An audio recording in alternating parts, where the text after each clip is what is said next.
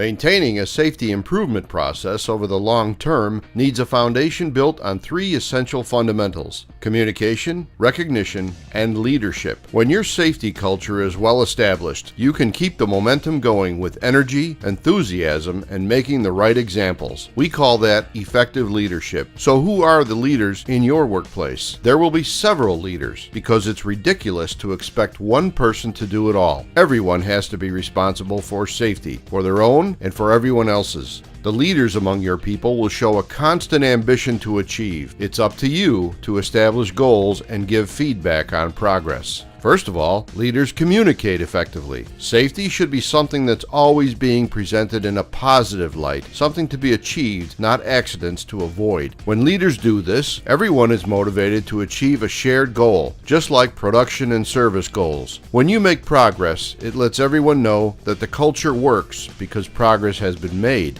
Effective leaders are positive, open, and honest. Some employees have suspicions that they are being used for hidden purposes, politics, or selfish aims that have nothing to do with their safety. Leaders can eliminate these problems by identifying them, then discussing them openly and honestly. Everyone needs to understand the principles behind your policies, rules, changes, and other interventions to improve safety. What are some of the suspicions harbored by your co-workers?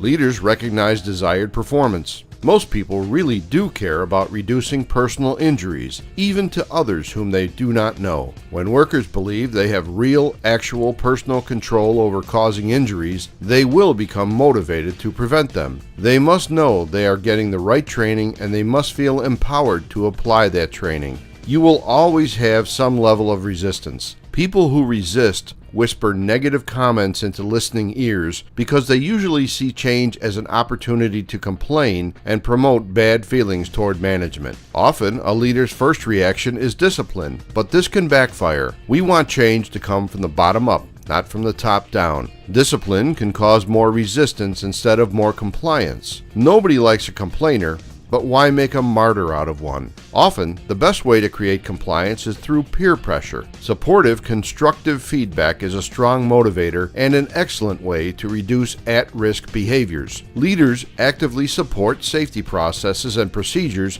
and reward those who comply.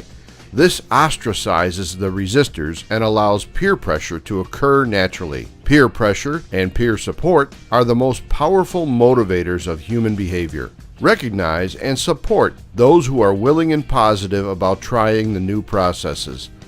These few will be the leaders who are easy to spot right away, and they will be the examples for everyone else. They are the ones who need to work with the rest of the crew who will be on the sidelines until they are nudged and encouraged to embrace your safety policies and procedures. So, it is very important to cultivate leadership, communication, and recognition skills among the people in your organization.